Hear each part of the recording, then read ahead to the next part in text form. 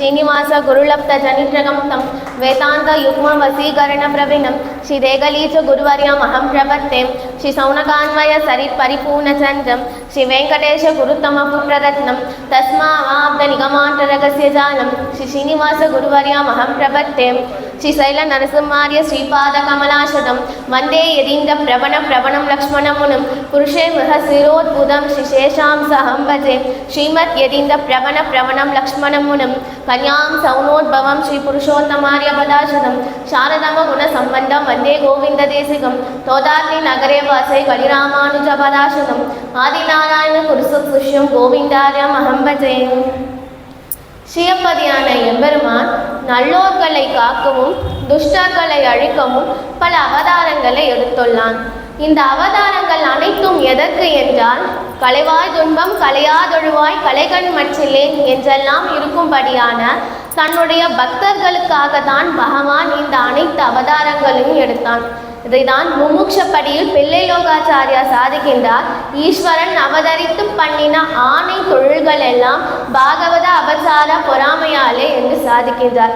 அதாவது பகவானுடைய இந்த அனைத்து அவதாரங்களும் எதற்கு என்றால், தன்னுடைய பக்தர்களை காப்பதற்காகவே பகவான் இந்த அவதாரங்களை எல்லாம் எடுத்தானாம். இப்படி இந்த பகவானுடைய அவதாரங்களில் 10 அவதாரங்களை நமது முன்னோர்கள் அற்புதமாக கொண்டாடுவர்.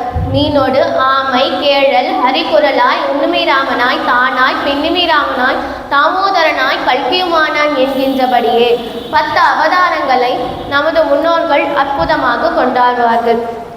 இதை தவிர்த்தும் பகவான் பற்பல அவதாரங்களை எடுத்துள்ளான். உதாரணத்திற்கு சஹஸ்ரநாமத்தில் வியாசாய விஷ்ணு ரூபாய வியாச ரூபாய விஷ்ணவே நமோ வை பிரம்ம நிதையே வாசிஷ்டாய நமோ நமஹா என்று ஒரு பகவானுக்கு ஒரு ஸ்லோகம். இதற்கு என்ன அர்த்தம் என்றால், வியாச ரூபத்தில் இருக்கும் விஷ்ணுவையும் விஷ்ணுவின் ரூபத்தில் இருக்கும் வியாசரையும் அணுகுகின்றேன் என்று அர்த்தம்.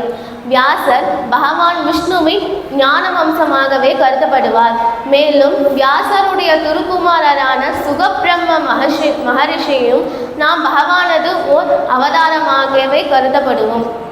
மேலும் நமது பூர்வாச்சாரியார்களுள் ஒருவரான நம் தரிசனமான சுவாமி ராமானுஜரை நமக்கு ரட்சித்து தந்து அவருடைய 2 கண்களையும் இழந்த சுவாமி கூரத்தாழ்வாரையும் நாம் பகவானது ஓர் அவதாரமாகவே கருதப்படுவோம்.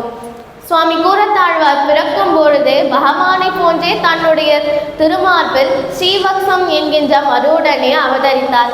அதனால் அவருக்கு பெற்றோரிட்ட பெயர் ஸ்ரீவக்ச சிங்கர் ஆகும். அதாவது திருமரு மார்பன் என்பதாகும். பகவானுக்கு ஒரு ஆசை, இந்த ஆதிசேஷன் நமக்கு எப்படியெல்லாம் கைங்கரியம் செய்கின்றார். சென்றால் குடையாம், இருந்தால் சிங்காசனமாம், நின்றால் மரபடியாம், மீன்கடனும் என்றும் புனையாம், மணிவிளக்காம், பூம்பட்டாம், புழுகுமணியாம், திருமாலுக்கரவு என்றெல்லாம் கைங்கரியம் செய்கின்றாரே.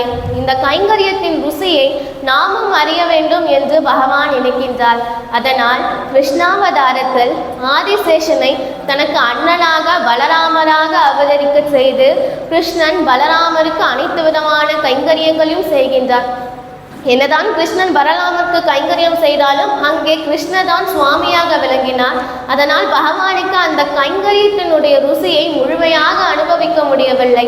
அதனால் பகவான் என்ன செய்தார் என்றால், ஆதிசேஷனை சுவாமி ராமானுஜராக அவதரிக்க செய்து அவருக்கு கைங்கரியம் செய்வதற்காகவே தான் கூரத்தாழ்வாராக அவதரித்து பகவான் சுவாமி ராமானுஜருக்கு அனைத்து விதமான கைங்கரியங்களும் செய்கின்றார் கூரத்தாழ்வார். இப்படி பகவானுடைய இந்த அவதாரங்களில் திருவிக்ரம அவதாரத்திற்கு ஒரு ஏற்றம் உண்டு. என்னவென்றால், முன்பொரு காலத்தில் பிரகலாதனுடைய திருப்பேரனான மகாபலி சக்கரவர்த்தி ஆண்டு வந்தார். அவர் விக்ரஜித் என்கின்ற யாகத்தை செய்தான். அந்த யாகத்திலிருந்து ஒரு பொன் ரதம் வெளிப்பட்டது. அந்த ரதத்திலிருந்து கணக்கற்ற வில்லுகளும் அம்புகளும் தோன்றின. மகாபலி சக்கரவர்த்தி யாகத்தில் கிடைத்த அந்த சக்தியை கொண்டு இந்திரப்பட்டினமான அமராவதி பட்டினத்தை அடைந்து இந்திரலோகத்தை கைப்பற்றினார். தேவர்கள் அனைவரும் பகவானிடத்தில் சரணடைந்தார்கள். தன்னை ரட்சிக்கும்படி சரணடைந்தார்கள். அதனால் பகவான் ரிஷி கஷ்யப முனிவருக்கும் தக்ஷ பிரஜாபதியின் மகளான அதித்திக்கும் புரட்டாசி மாதம் திருவோண நட்சத்திரத்தில் சுக்லபட்ச திதியில் துவாதேசி அன்று வாமனனாக அவதரித்தார். இவருக்கு பெற்றோரிட்ட பெயர் உபேந்திரன் என்பதாகும். சூரிய பகவான் இவருக்கு காயத்ரி மந்திரத்தை உபதேசித்தார். மேலும் தேவலோக குருவான புகஸ்பதி இவருக்கு பிரம்மசூத்திரம் என்கின்ற பூநூலை அறிவித்தார். சந்திர பகவான் ஒரு தண்டத்தை கொடுத்தார். பிரம்மா கமண்டலத்தை கொடுத்தார். குபேரன் இவருக்கு பிச்சை பாத்திரத்தை கொடுத்தான். பகவான் இந்த பொருட்களை அனைத்தும் கொண்டு மகாபலி சக்கரவர்த்தியுடன் யாகத்திற்கு செல்கின்றார். பகவான் எப்படி செல்கின்றார் என்றால், கையில் குடையுடன், காதல் மகர குண்டலத்துடன், திருவடியில் பாதரேகையுடன், மார்பில் மகாலட்சுமி தாயாரை பூமி தாயார் தனக்கு கொடுத்த மான் தோளால் மறைத்து கொண்டு கோடி சூரிய பிரகாசத்துடன் செல்கின்றானாம். அங்கு யாகம் செய்ய வந்த ரிஷிகள் முனிவர் அனைவரும் யாகம் செய்யாமல் உபேந்திரன் அதாவது வாமனனையே வைத்த கண் வாங்காமல் பார்த்து கொண்டிருந்தனாராம். எப்படி என்றால், ராமாயணத்தில் சக்கரவர்த்தியின் திருமகனான ராமரை அயோத்தி மக்கள் எப்படி ரசித்தார்கள் என்றால், தாள் கண்டார் தாளே கண்டார், தோல் கண்டார் தோளே கண்டார் என்கின்றபடியே ராமருடைய வடிவழகில் மயங்கி இருந்தனராம் அயோத்தி மக்கள். அப்படி இன்று உபேந்திரனுடைய வடிவழகில் இந்த ரிஷிகள் எல்லாம் மயங்கி இருக்கின்றார். உபேந்திரன் மகாபலி சக்கரவர்த்தியிடம் சென்று தனக்கு 3 அடி நிலம் வேண்டும் என்று கேட்டார். மகாபலி சக்கரவர்த்தியும் தர ஒத்துக்கொண்டார். அதனால் பகவான் ஓரடியால் இந்த பூமியையும் மற்றொரு அடியால் இந்த அண்ட சராசரங்களையும் அளந்தான். 3வது அடி எங்கே என்று கேட்க மகாபலி சக்கரவர்த்தி உகந்து தன்னுடைய தலையை காட்டுகின்றார். மகாபலி சக்கரவர்த்தியை பாதாள லோகத்திற்கு அரசனாக்கினார். மற்ற அவதாரங்களை காட்டிலும் இந்த திரிவிக்ரம அவதாரத்துக்கு ஏன் இவ்வளவு பெருமை என்றால், ஏனென்றால் பகவானுடைய ஒவ்வொரு அவதாரங்களில் ஒவ்வொரு கல்யாண குணம் தான் பிரகாசிக்கும். உதாரணத்துக்கு கிருஷ்ணாவதாரத்தில் சௌசீல்யம் பிரகாசிக்கும், ராமாவதாரத்தில் சௌலபியம் பிரகாசிக்கும். ஆனால் இந்த திருவிக்ரம அவதாரத்தில் பகவானுடைய அனைத்து கல்யாண குணங்களும் பிரகாசிக்கும் என்று நமது பூர்வாச்சாரியார்கள் கூறுவார். உதாரணத்திற்கு பகவானான ஸ்ரீமன் நாராயணனுக்கு சர்வசக்தித்வம் என்கின்ற ஒரு திருநாமம். சர்வசக்தித்வம் என்றால் யாராலும் செய்யவே முடியாத காரியத்தை தான் ஒருவனாக நின்று மிக எளிமையாக செய்து முடிப்பது. உதாரணத்துக்கு ஆண்டாள் தாயார் சாதிக்கின்றார், கிள்ளி கிளந்தானை கீர்த்திமை பாடிப்போது. அந்த ராவணன் எப்படிப்பட்டவன்? 10 தலைகளை கொண்டவன், பிரம்மா இந்திரன் யாராலும் அழிக்க முடியாத வல்லமை படைத்தவன். அப்படிப்பட்ட அந்த ராவணனுடைய 10 தலைகளையும் நமது ராமர் எப்படி வென்றார் என்றால், ஒரு கீரை கிள்ளுவது போல ராவணனுடைய 10 தலைகளையும் கிள்ளி எறிந்தானாம் ராமர். இப்படி யாராலும் செய்யவே முடியாத காரியத்தை தான் ஒருவனாக செய்து நின்று முடிப்பது. இதைதான் திருநெடுந்தாண்டகத்தில் திருமங்கையாழ்வார் கூறுகின்றார். பாரிடந்து பாறையுண்டு பாருமிழ்ந்து பாரளந்து பாறையாண்ட பேராளன் என்று சாதிக்கின்றார். முதலில் பகவான் என்ன செய்கின்றான் என்றால், பார் என்றால் உலகம், இந்த சிருஷ்டியை படைக்கின்றான், இந்த சிருஷ்டியை அழிக்கின்றான், பின்பு இந்த சிஷ்டியை விழுங்குகின்றான், இந்த சிஷ்டியை அழைக்கின்றான். இப்படி யாராலும் செய்யவே முடியாத காரியத்தை தான் ஒருவனாக நின்று செய்கின்றான். அதே போன்றுதான் நம்முடைய திருவிக்ரமனும் முதலில் வாமனனாக சிரித்து மகாபலி சக்கரவர்த்தியிடம் 3 அடி நிலம் கேட்கின்றார். அது கிடைத்ததும் திருவிக்ரமனாக ஓங்கி உயர்ந்து பூமியையும் மற்றொரு அடியால் இந்த ஆகாசத்தையும் அழைக்கின்றார். இது யாராலும் செய்யவே முடியாத காரியமாகும். மேலும் பகவானுக்கு அவாப்த சமஸ்த காமன் என்று ஒரு கல்யாண குணம் உண்டு. அவாப்த சமஸ்த காமன், காமன் என்றால் விருப்பமுடையவன். இந்த திரிவிக்ரமன் எப்படிப்பட்டவன் என்றால், தன்னுடைய பக்தர்களை ரட்சிக்கும் பொழுது அதை ஒரு காரியமாக எண்ணாமல் மிகவும் விருப்பத்துடன் மனம் மகிழ்ந்து தன்னுடைய பக்தர்களை ரட்சிப்பானாம். இதைதான் அவலநாதி பிரானில் திருப்பானாழ்வார் சாதிக்கின்றார். உவந்த உள்ளத்தனாய் உலகமனன் தண்டமுற என்கின்றபடியே தன்னுடைய பக்தர்களை ரட்சிக்கும் பொழுது முழு மனதுடன் மகிழ்ந்து தன்னுடைய பக்தர்களை ரட்சிப்பானாம் பகவான். மேலும் பகவானுக்கு சுவாமித்வன் என்று ஒரு கல்யாண குணம் உண்டு. இதையும் நாம் திருவிக்ரமனிடத்தில் காணலாம். எப்படி காணலாம் என்றால், பகவான் திருவிக்ரமன் ஓரடியால் இந்த உலகத்தை அளந்து இந்த உலகத்தில் இருக்கும் அனைவருக்கும் தானே சுவாமி என்று நிரூபித்தார். மேலும் மற்றொரு அடியால் இந்த அண்ட சராசரங்களை அளந்து பிரம்மாதி ருத்ரர்கள் சிவன் தேவர்கள் அனைவருக்கும் தானே சுவாமி என்று நிரூபித்தார். இதைதான் திருநெடுந்தாண்டகத்தில் திருமங்கையாழ்வார் சாதிக்கின்றார். ஏழுவில் மூவருமே என நின்ற இமயவத்தம் திருவுருவே என்னும் போது ஓருருவம் பொன்னுருவம் ஒன்று செந்தி ஒன்றுமா கடலுருவம் ஒத்த நின்ற மூவுருவில் கண்டபோதும் ஒன்றாம் சோதி முகிலுருவம் எம்மடிகள் உருவம் தானே என்று சாதிக்கின்றார். அதாவது பிரம்மா, சிவன், விஷ்ணு இவர்கள் மூவருக்கும் தானே சுவாமி என்று அந்த பாசுரத்தில் திருமங்கையாழ்வாருக்கு பகவான் நிரூபிக்கின்றார். மேலும் பகவானுக்கு வாக்ஷல்யம் என்கின்ற ஒரு குணம் உண்டு. வாக்ஷல்யம் என்றால் குற்றம் கண்டு விளங்காமை. இதை நாம் திருவிக்கிரமனிடத்தில் காணலாம். எப்படி என்றால் இந்த தேவர்கள் எல்லாம் பிரயோஜனாந்தர்கள், அதாவது தன்னுடைய சுயநலத்திற்காகவே தான் பகவானை சேவிப்பார்கள். அப்படிப்பட்ட தேவர்களிடமும் எந்த விதமான குற்றத்தையும் எந்த விதமான தோஷத்தையும் பார்க்காமல் இந்த அண்ட சராசரங்களும் நம்முடைய பகவானுடைய சொத்தாகவே இருந்தாலும் மகாபலி சக்கரவர்த்தியிடம் சென்று தன்னுடைய பக்தர்களுக்காக பிச்சை வேண்டினான் அல்லவா, அதனால் அவனுக்கு வாக்ஷல்யம் என்கின்ற ஒரு குணம் இருக்கின்றது. மேலும் திருவிக்கிரமனுக்கு சௌலபியம் என்கின்ற ஒரு குணம் உண்டு. சௌலபியம் என்றால் தன்னுடைய பக்தர்களிடம் உயர்ந்தோர் தாழ்ந்தோர் என்று வேறுபாடு பார்க்காமல் பகவான் இந்த உலகத்தை அளக்கும் பொழுது உயர்ந்தோர் தாழ்ந்தோர் நல்லோர் தீயோர் மனிதன் மிருகம் என்று எந்த விதமான பாகுபாடும் பார்க்காமல் அனைவருடைய தலையிலும் தன்னுடைய திருவடியை பதித்தான். அதனால் திருவிக்கிரமனுக்கு சௌலபியம் என்கின்ற ஒரு குணம் உண்டு. மேலும் பகவானான திருவிக்கிரமனுக்கு ஷமை என்கின்ற ஒரு குணமும் உண்டு. ஷமை என்றால் பிறரை மன்னிக்கும் தன்மை. பிரயோஜனாந்தர்களான தேவர்களிடமும் எந்த விதமான குற்றத்தை பார்க்காமல் அவருக்கும் உதவினான், அவர்களையும் ரட்சித்தான் பகவான். மேலும் இந்திரலோகத்தின் மீது ஆசைப்பட்ட மகாபலி சக்கரவர்த்தி பிரகலாதனுக்கு உன்னுடைய ஏழேழு வம்சங்களையும் காப்பேன் என்று கொடுத்த வாக்கின்படி மகாபலி சக்கரவர்த்தியிடம் காத்தான். எப்படி காத்தான் என்றால் மகாபலி சக்கரவர்த்தியை பாதாள லோகத்திற்கு அரசனாகி அங்கு பகவான் ஆதிசேஷனாக இருந்து மகாபலி சக்கரவர்த்தியை காவல் காக்கின்றார். இதை நாம் எங்கு காணலாம் என்றால் காஞ்சிபுரத்தில் உலகளந்த பெருமாள் சன்னதியில் திருவுரக பெருமானிடத்தில் காணலாம். அங்கு பகவான் ஆதிசேஷனாக இருந்து மகாபலி சக்கரவர்த்தியை காவல் காக்கின்றார். இப்படிப்பட்ட திருவிக்கிரமனை நம்முடைய ஆழ்வார்கள் கொண்டாடிய விதத்தை பார்க்கலாம். பகவான் திருவிக்கிரமன் மகாபலி சக்கரவர்த்தியிடம் 3 அடி நிலம் கேட்டார். அதனால் ஆண்டாள் தாயார் என்ன செய்தார் என்றால் தன்னுடைய திருப்பாவை பாசுரத்தில் 3 அடி திருவிக்கிரமனுக்காக பாடுகின்றார். ஓங்கி உலகளந்த உத்தமன் பேர்பாடி என்றும் அன்பரு மூடத்து ஓங்கி உலகளந்த என்றும் அன்றி உலகம் அளந்தாயடி போட்டி என்றும் திருவிக்கிரமனுக்காக இந்த 3 அடிகளை கூறுகின்றார். முதலில் ஓங்கி உலகளந்த உத்தமன் பேர்பாடி. இந்த பகவான் திருப்பாற்கடலிலே எப்படி இருக்கின்றான் என்றால் தன்னுடைய பக்தர்களை ரட்சக பெறாமையாலே, அதாவது திருப்பாற்கடலில் இருக்கும் நித்தியசூரிகள் எந்த விதமான தவறும் செய்ய மாட்டார்கள். அதனால் அங்கு அவனுடைய ஷமை என்கின்ற ஒரு குணம் காட்ட வாய்ப்பு கிடைக்கவில்லை.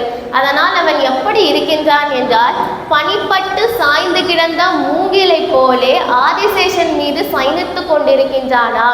மேலும் இந்திரனுடைய கூக்குரல் கேட்டதும் சூரிய கிரணம் பட்ட மூங்கில் போலே ஓங்கி உயர்ந்து திருவிக்கிரமனாக உயர்ந்து இந்த அண்ட சராசரங்களை அளந்தானாம் பகவான். முதலில் இந்திரனுடைய கண்ணீரை கண்டதும் தன்னுடைய பக்தனுடைய கண்ணீரை கண்டதும் வாமனனாக சிரித்தானாம். தன்னுடைய பக்தனுடைய சந்தோஷத்தை கண்டதும் நம்முடைய பக்தர்களுடைய துன்பம் போகிவிட்டதே என்கின்ற சந்தோஷத்தை கண்டதும் திருவிக்கிரமனாக உயர்ந்து இந்த உலகத்தையும் அண்ட சராசரங்களையும் அளந்தானாம் என்று 6000 படி திருப்பாவை வியாக்கியானத்தில் வியாக்கியான சக்கரவர்த்தியான சுவாமி பெரியவாச்சான் பிள்ளை சாதிக்கின்றார். மேலும் ஆண்டாள் தாயார் என்ன கூறுகின்றார்கள்? ஓங்கி உலகளந்த உத்தமன் பேர்பாடி. நாம் பகவானுடைய திருநாமங்களை பாட வேண்டும். பேர்பாடி பகவானுடைய திருநாமங்களை பாட வேண்டும். யாருடைய பெயர் பாட வேண்டும்? உத்தமனுடைய பெயரை பாட வேண்டும். யார் உத்தமன்? ஓங்கி உலகளந்தவனே உத்தமன். பகவான் எத்தனையோ அவதாரங்களை எடுத்தான். பகவானுக்கு எத்தனையோ திருநாமங்கள் இருக்கின்றன, சஹஸ்ர நாமங்கள், 1000 நாமங்கள் இருக்கின்றன. அப்படி இருக்க இந்த திருவிக்கிரமனை மட்டும் ஏன் உத்தமன் என்று கூற வேண்டும்? ஆண்டாள் தாயார் முதல் பாசுரத்தில் நாராயணனே நமக்கே பறை தருவான் என்று சாதிக்கின்றார். பின்பு 3வது பாசுரத்தில் அந்த நாராயண நாமத்துக்கு ஏற்ற அவதாரம் இந்த திருவிக்கிரம அவதாரமே என்று திருவிக்கிரமனை பாடுகின்றார். மேலும் சஹஸ்ரநாமத்தில் பகவானுக்கு சதைக ரூப ரூபாய என்று ஒரு திருநாமம். சதைக ரூப ரூபாய என்றால் தன்னுடைய திருமேனியில் மாற்றமில்லாதவன், நிலையான திருமேனியை கொண்டவன் பகவான் என்று அர்த்தம். ஆனால் இந்த அவதாரத்தில் பகவான் என்ன செய்கின்றான்? வாமனனாக சிறுத்துள்ளான், பின்பு திருவிக்கிரமனாக ஓங்கி உயர்ந்துள்ளான். இப்பொழுது அவனுடைய திருமேனி மாறுகின்றது அல்லவா? இது ஏன் என்றால் இது அவனுடைய கருணையினாலே. சம்சாரிகளான நம்மை போன்றோர்களுடைய விகாரம் நம்முடைய கர்மாவினாலே. இதைதான் பகவத்கீதையில் கிருஷ்ணர் சாதிக்கின்றார். ஜென்ம கர்ம சமே திவ்யம் ஏவம் யோ வேதி தத்வதஹ தத்வா தேகம் புனர்ஜன்ம நைதி மாமே திசோஜனம். அர்ஜுனனுக்கு சாதிக்கின்றார், அர்ஜுனா, உன்னுடைய பிறப்பும் என்னுடைய பிறப்பும் ஒன்றல்ல. என்னுடைய பிறப்பு என்னுடைய விருப்பத்தினால் நடந்தது, ஆனால் உன்னுடைய பிறப்பு நீ செய்த கர்மாவினால் நடந்தது என்று கூறுகின்றார். அதே போன்று பகவானுடைய விகாரம் அவனுடைய கர்மாவினாலே, நம்முடைய பகவானுடைய விகாரம் அவனுடைய கருணையினாலே, நம்முடைய விகாரம் நாம் செய்த கர்மாவினாலே என்று நமது பூர்வாச்சாரியர்கள் கூறுவார்கள்.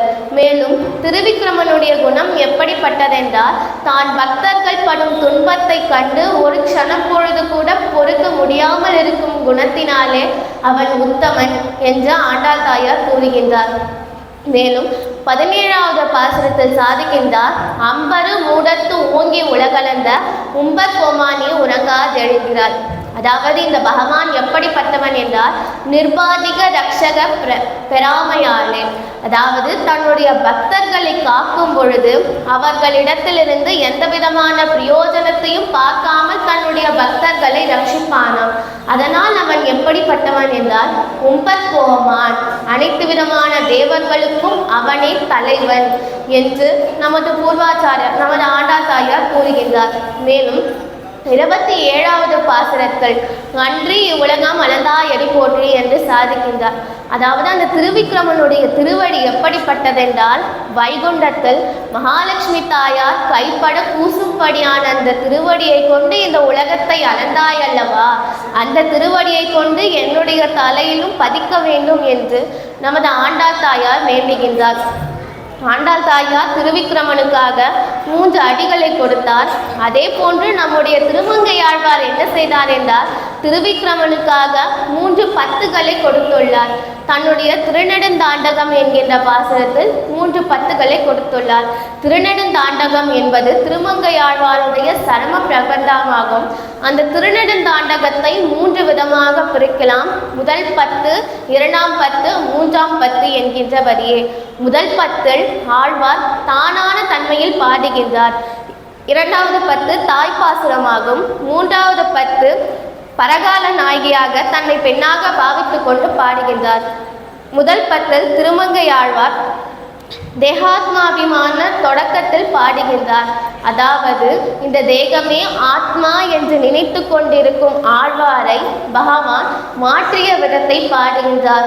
மின்னுருவாய் முன்னுறவில் வேதம் 4ஆய் விளக்கொலியாய் முளைத்தெழுந்த திங்கள் தானாய் பின்னுருவாய் முன்னுருவில் பிணி மூப்பிள்ளார் பிறப்பிழையாய் இறப்பதற்கே எண்ணாது என்னும் பொன்னுருவாய் மணியுருவில் பூதமைந்தார் புனலுருவாய் அனலுருவில் திகழும் ஜோதி தன்னுருவாய் என்னுருவில் நின்ற எந்தை தலப்பொறியும் திருவடியின் தலைமேலவே என்று சாதிக்கின்றார். இப்படி தேகமே ஆத்மா என்று நினைத்து கொண்டிருக்கும் திருமங்கையாழ்வாரை பகவான் எப்படி மாற்றினான் என்றால் இந்த உலகத்தில் இருக்கும் பொருட்கள் அனைத்தும் மின்னலை போன்று சுபாவம் உடையது, மின்னின் நிலையில மண்ணுயிராக்கைகள் என்கின்றபடியே மின்னலை போன்று நிலையற்றது, அழியக்கூடிய தன்மை உடையது என்று திருமங்கையாழ்வாருக்கு கூறுகின்றார். மேலும் ஸ்வஸ்வரூபத்தையும் ஒரு ஜீவாத்மாவுடைய சுரூபத்தையும் பரஸ்வரூபத்தையும் பரமாத்மாவான ஸ்ரீமன் நாராயணனுடைய சுரூபத்தையும் இந்த ஜீவாத்மாவுக்கும் பரமாத்மாவுக்கும் உள்ள சம்பந்தத்தையும் ஆழ்வாருக்கு கூறுகின்றார். மேலும் இந்த சொரூபத்திற்கு உகப்பான பிராப்தியத்தையும் கூறுகின்றார். பிராப்தியம் என்றால் ஒவ்வொரு ஜீவாத்மாக்களும் அடையக்கூடிய பலன்.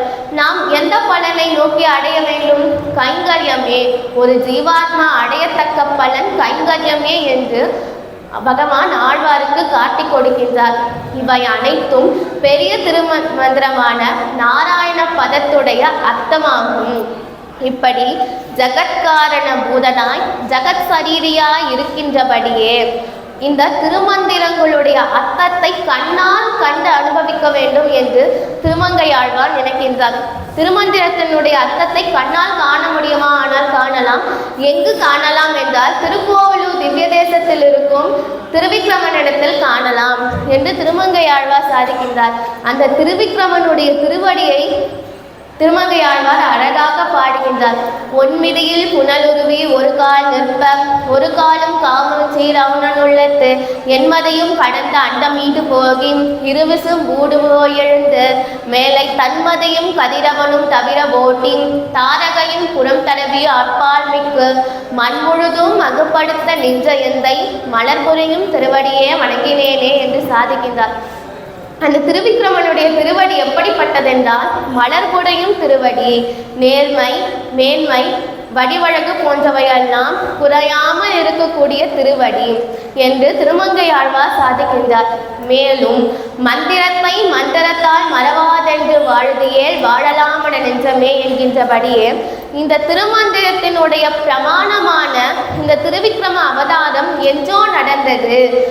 ஆனால் இன்று நாம் அந்த திருவிக்கிரமன் அவதாரத்தை கண்ணால் கண்டு ரசிக்க முடியாது என்று திருமங்கையாழ்வாருடைய உள்ளம் வாடியதாம். அதனால் நம்முடைய பகவான் என்ன செய்தான் என்றால் திருக்கோவிலூர் திவ்ய தேசத்தில் எழுந்தருளிருக்கும் ஆயனாரை காட்டி தருகின்றார். அப்பொழுது ஆழ்வாருடைய மனம் உகந்து இந்த திருமந்திரத்திற்கு எல்லை நிலம் இத்திருக்கோவிலூரே என்று பூங்கோவிலூர் தொழுதும் போது நின்றே என்று பாடுகின்றார்.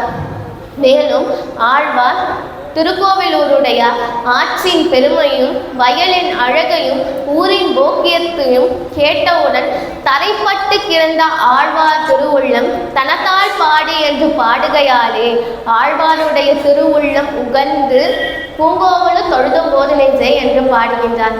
அதாவது தரைப்பட்டு கிடந்த ஆழ்வார் உள்ளம் என்றால் ஒருவன் பல நாட்களாக நோய்வாய்ப்பட்டு கிடக்கின்றான். அவனுக்கு தெம்பு கிடைத்து எழுந்து அமர்வது போலே ஆழ்வாருடைய திருவுள்ளம் எப்படி இருந்தது? திருவிக்கிரமனை காணாமல் வாடி இருந்தது.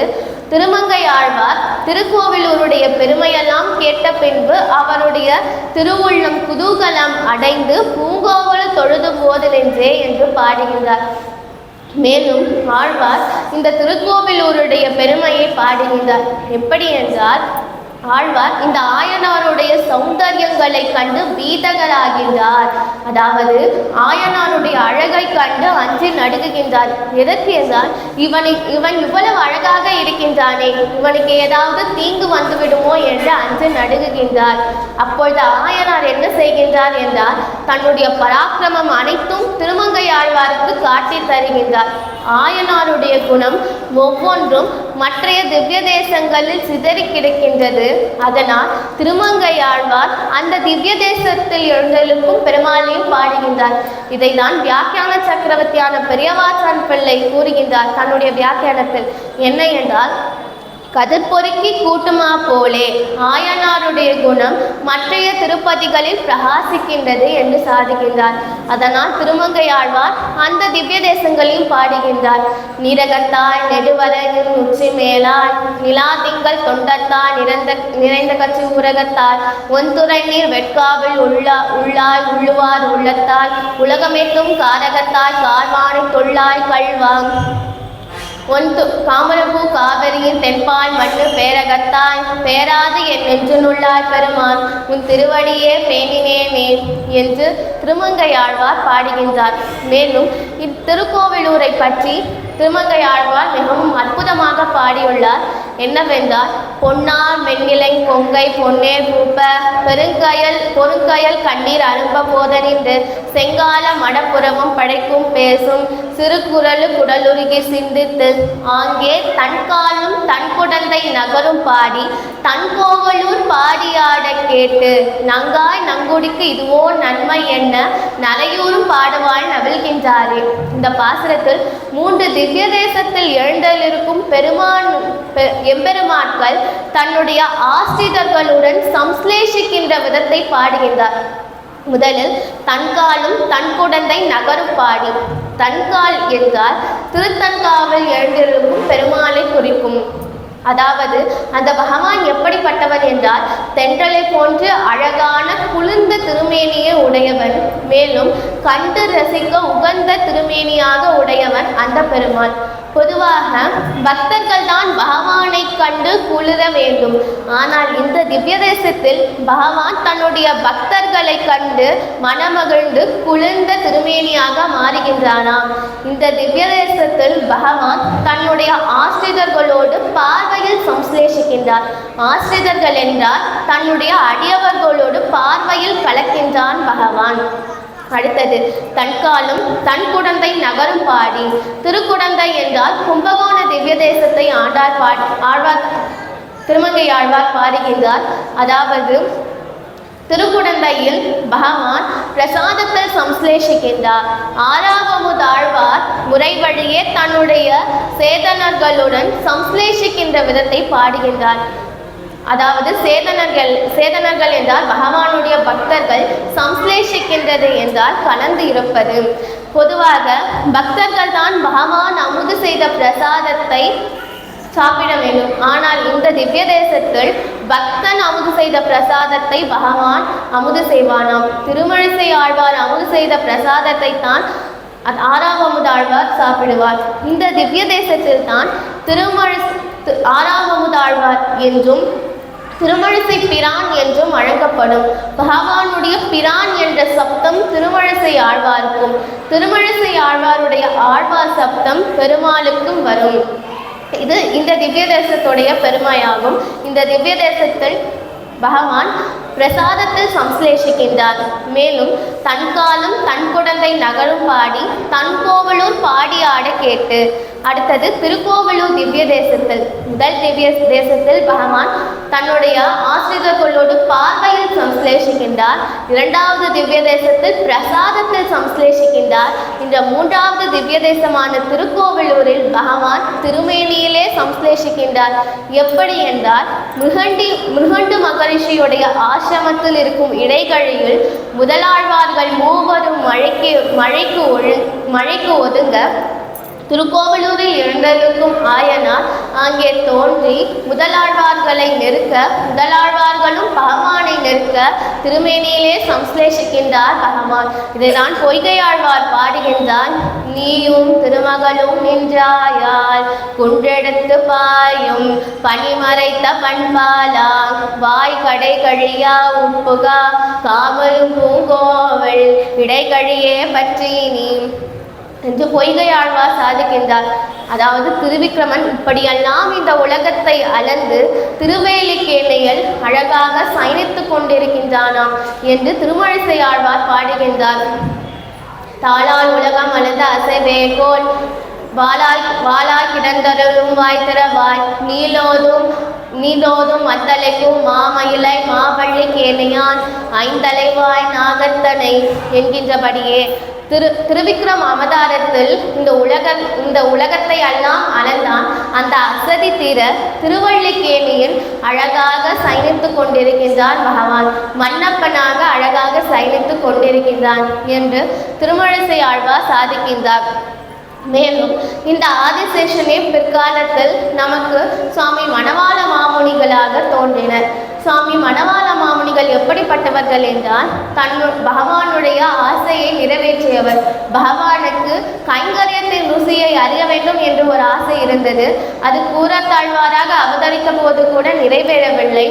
ஆனால் எப்பொழுது நிறைவேறியது என்றால் சுவாமி மணவாள மாமுனிகள் 36,000 படி உபன்யாசம் செய்யும் பொழுது ஸ்ரீரங்கத்தில் எழுந்திருக்கும் பகவான் சிறுவனாக வந்து சுவாமி மணவாள மாமுனிகளிடம் அந்த தன்யனை கேட்ட பிறகுதான் பகவானுக்கு அந்த கைங்கரியத்தினுடைய ருசி முழுமையாக அறிய முடிந்தது என்று நமது பூர்வாச்சாரியார்கள் கூறுவார்கள்.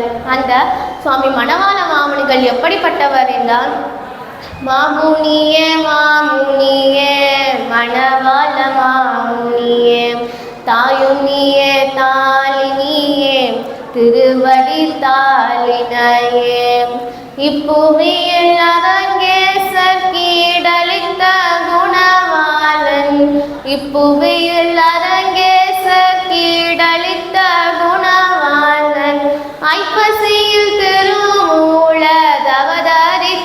மணவாளன் மாமுனியே மாமுனியே மணவாள மாமுனியே தாயும் நீயே தாளினியே திருவடி தாளினையே பின்னவரும் கற்கத்தந்த உபதேசம் போல் ஏது பின்னவரும் கற்கத்தந்த உபதேசம் போல் ஏது வன்னிய சிமாரன்களை அந்தாதி போல் நூல் யாது மன்னிய சிமாரன்களை அந்தாதி போல் நூல் யாது மாமுனியே மாமுனியே மணவாள மாமுனியே தாயும் நீயே தாயும் நீயே திருவடி தாளினையே எதிரான திருவடி மேல் 20 கோரினையுண்டோ எதிராஜன் திருவடி மேல் 20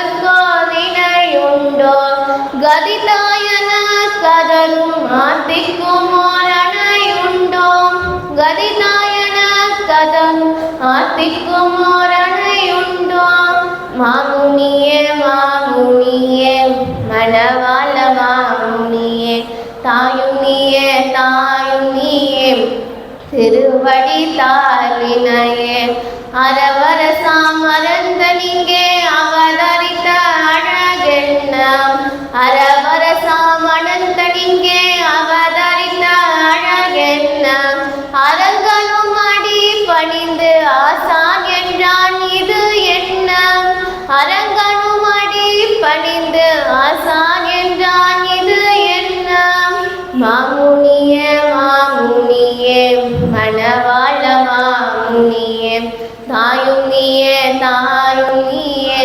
திருவடி தாளினையே தாயும் நீயே தாயும் நீயே திருவடி தாளினையே தாயும் நீயே தாயும் நீயே திருவடி தாளினையே ஆழ்வார் எம்பெருமானார் ஜெய திருவடிகளே சரணம். திருக்கோவலூர் எம்பெருமானார் ஜெய திருவடிகளே சரணம். கோவிந்தாச்சாரியன் திருவடிகளே சரணம். கோவலூர் மாமரலால் நிறை கொண்ட மார்புடன் கோமா நாயன் குடிகொண்ட நெஞ்சன் நோவாமல் கீரை நோய் தீர்க்கும் மருத்துவனாய் என் வினை நோய் தீர்த்தனல் சீயன் நாவால் கிடைத்த கடல் மூழ்கும் நாரணை போல் நான் பற்றி பிழைத்த நல் திருப்பாதன் மூவாய் மருதாய் என் முக்திக்கு வழியீந்த என் குலகுருவாம் ஸ்ரீனிவாசன் அடிபணிகின்றேனே.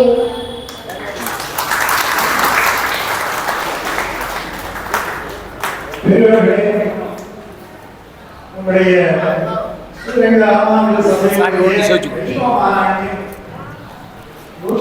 நிகழ்வுகள் மிகமாக நிறைவேறுகின்றன. அதாவது நம்முடைய வைஷ்ணவ மாநாட்டை பார்க்கும் பொழுது